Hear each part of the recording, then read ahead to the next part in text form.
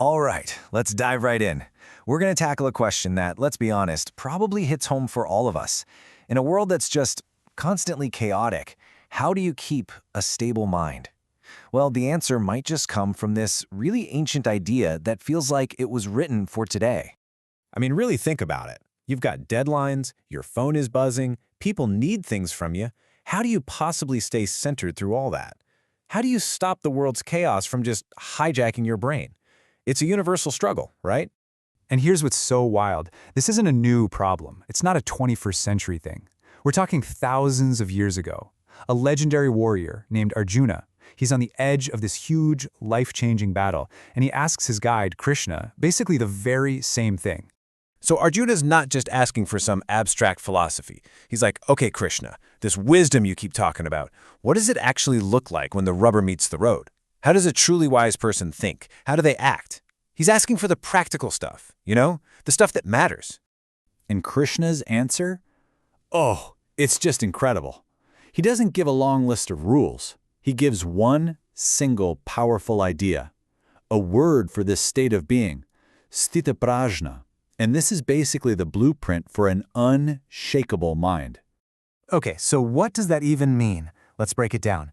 Sthita, that means steady, stable, and prajna, that's understanding or intelligence.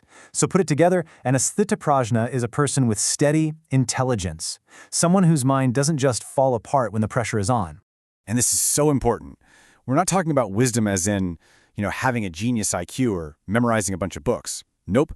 The Gita is saying true wisdom is how well your mind holds up when things get tough. It's a skill you build, not just a fact you know. All right, so before we get any deeper, we have to clear something up. There are a lot of misconceptions about this. So to really get what a stable mind is, we've got to talk about what it isn't.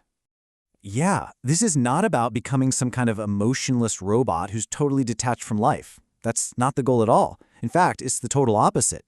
A stable mind actually lets you engage with life more deeply, more fully, but you're doing it from this place of clarity and calm. So the Sthitaprajna, this person with a stable mind, they still feel everything. Joy, pain, success, failure, it's all there. The difference is all internal. An emotion pops up, sure, but it doesn't get to grab the steering wheel. An event happens, but it doesn't get to just wreck your judgment. You're the one in the driver's seat. So, okay, if that's the goal, how do we lose that control so easily? Well, Krishna lays out this incredible psychological map. He calls it the chain of reactivity, and it perfectly explains how we go from one tiny distraction all the way to a complete meltdown. It's like a set of dominoes, really. It starts with something so small.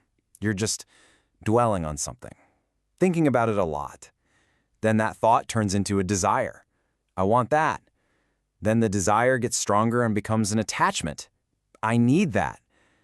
And then if you don't get it, boom, frustration, which leads to anger. And once anger is in charge, your good judgment is the first thing to go out the window. It's a chain reaction, not just one bad moment. Now, the person with a stable mind, they know this playbook. They see the chain reaction starting, so they don't wait until they're furious. They break the chain way back at the beginning. They notice when simple attention is starting to become an obsession. And this isn't about pretending you don't have desires. It's about having the discipline to not let those desires own you. Okay, this is all fascinating ancient wisdom, but let's make it super practical. How does this whole stable mind thing actually show up today? In our real lives, at work, with our families.